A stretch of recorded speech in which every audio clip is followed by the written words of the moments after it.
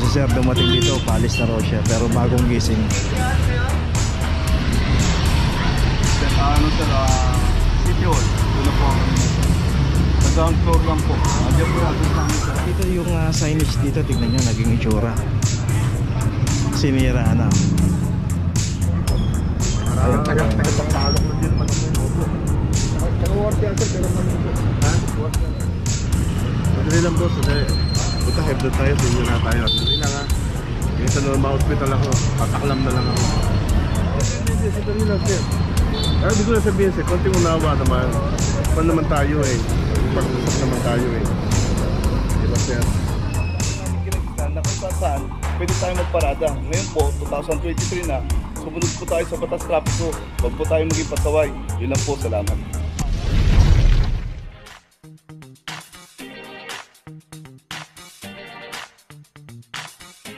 Papajo TV!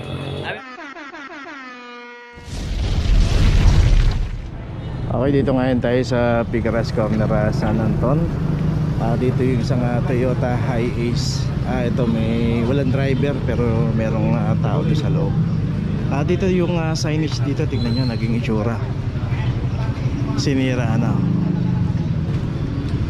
So yun nga, nilalagyan po ng mga signages yan para alam natin kung saan tayo paparada.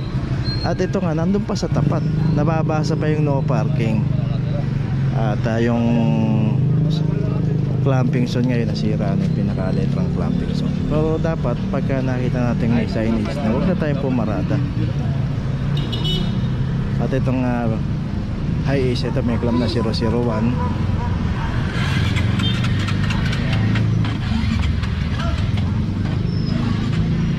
Okay, wala pa yung office. Nakalam na eh. Boss, pwede ba mo?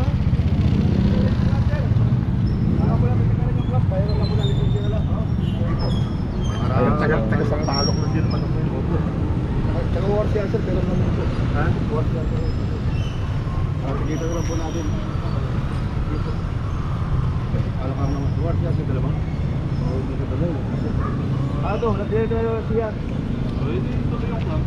Boss, taga sa palok lang naman ako. Oo sir, wala ako tayo exemption dyan sir. Hindi mo pong kami mga empleyado sa ano eh. Sir, sir, yan.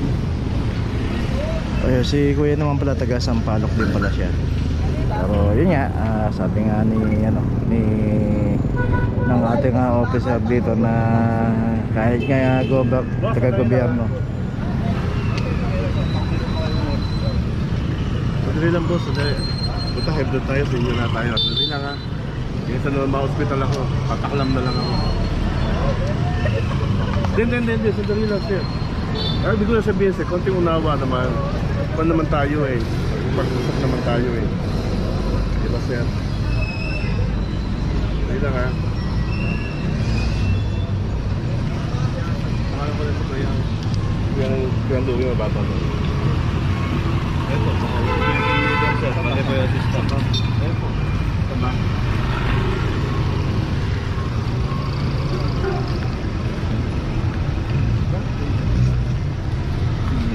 Opo sir, opo. Katawagan ko lang si Grand Louie ha. Sino yung Louie? Batang Louie. Sino po isa?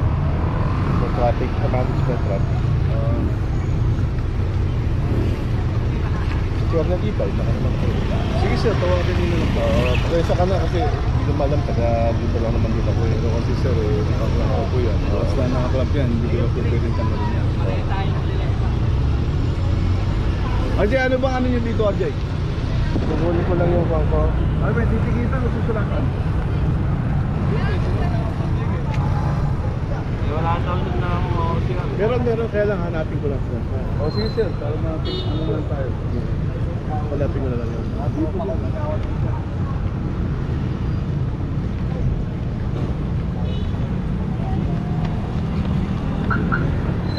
So yun nga no, iba talaga pagka may mga padrino tayo. Dito lumalabas yung talaga na rin Yung mga ano ngayon dyan. dito naman wala naman pong masamang mamalengke. Normal naman po yan, araw-araw po natin ginagawa yan. Pero dapat iparada natin ng tama, iparada natin ng maayos. Wala tayong mapaparadahan, mas better mag-commute lang tayo. Total, nandito lang naman tayo sa Sampaloc, malapit lang naman yung tinitirhan natin dito. Pero kung gusto natin magsasakyan, choice po natin yan. Pero yun nga, pagka pinarada natin sa mga clamping zone niyan, at pinarada natin sa mga bawal, kagaya niya may simbahan po rito, Our Lady of Loreto, tapos meron pang signage dun sa harapan. So yun na lang ang tignan na lang natin. Huwag na natin tignan na malengke tayo. So pag may nakita tayong mga signages, iwasan na po natin. Huwag na po nating pairalin yung taga Sampaloc tayo, may kakilala tayo, kakilala ko si ganito, kakilala ko si ganyan. Sumunod po tayo sa batas. Yun lang po yun. Yan, kami. Pero, nakaklap ako dito sa may... nakaklap ako dito sa may... harapan ng... container. Parang namalengke lang ako. Tingnan sila. Pwede lang makakusapan. Pado. Barangay 407. Kuspiras Figueras po.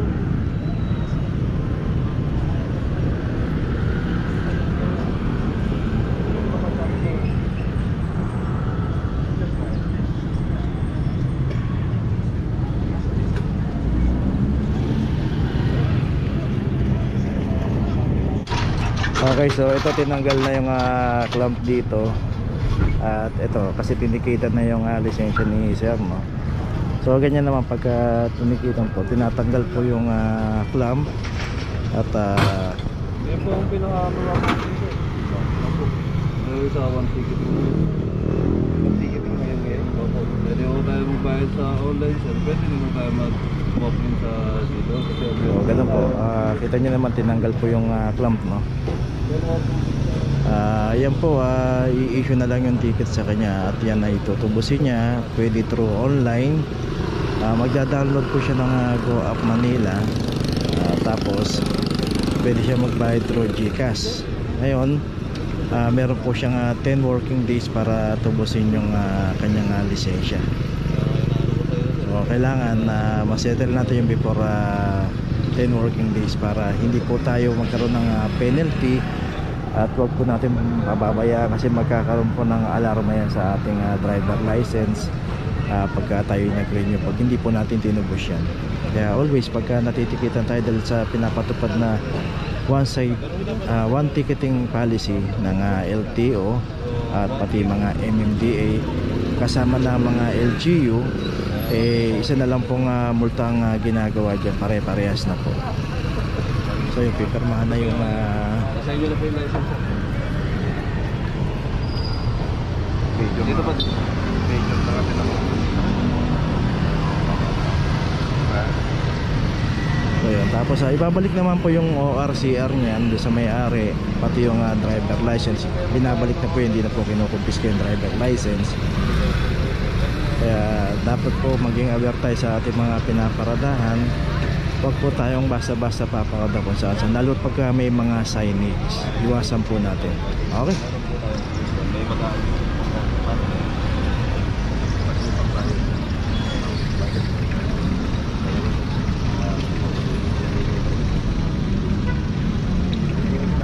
Naintindihan ko rin, marami na kung pagka naayos natin yan, may magagalit po. Sige sir, tutuloy na ako kami. So ayun na, natikitan na po si Sir doon. Tuloy na po tayo. Location natin Maseda Corner, Calamba. Dito yung isang Mirage. Dito rin inabutan to, walang driver. Dito sa kahabaan ng Maseda, Mabuhay Lane. Ito yun, isang Nissan Terra pinuntahan ni team leader. Chinek kung meron driver. Ayun, meron driver. Umalis na. So ganun talaga, kailangan lapitan pa talaga. Dito naman yung Mirage, ito meron ng clamp 2349. Dito rin sa Maseda. Kahit di naman natin ipagtanong, matik na po ito. clamping zone area, mabuhay lane po ito.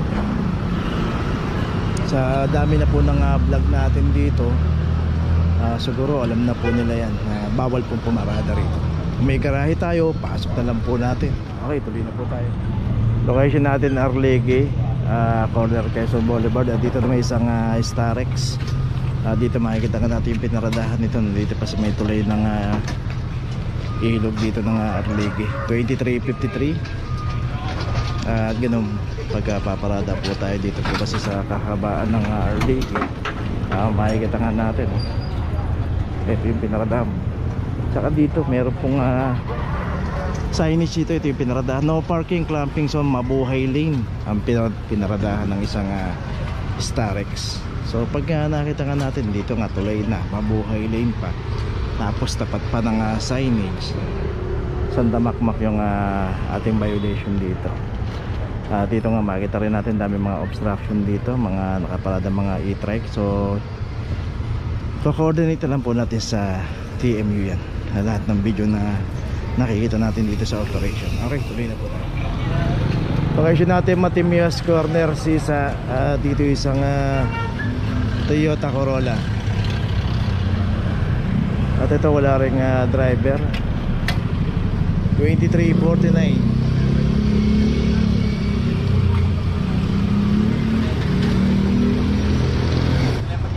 At dito isang Toyota Corolla. Toyota 2349. Dito po kung sino po yung aabutan at walang driver, naka-obstruct sa kahabaan ng mabuhay lane, matik na po yan.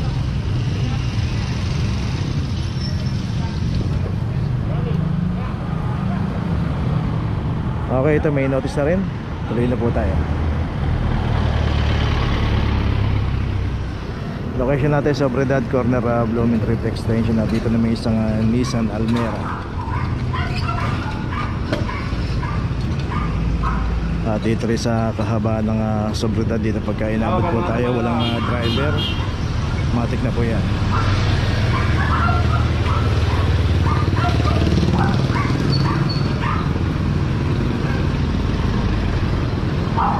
So yan ang mga estilo, sasakyan pero hindi siya ang driver, tapos darating yung driver.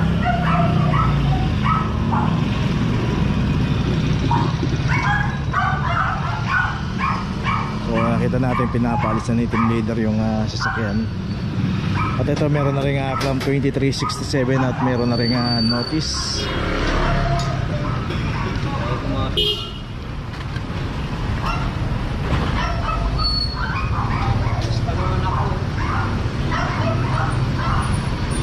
So si sir dumating dito, paalis na raw siya pero bagong gising. Hindi po sir, punta po natin sir City Hall. Doon na po ang sir. Sa ground floor lang po. Andiyan po natin sa amin sir. Oo nga sir, dapat pinasok niyo po.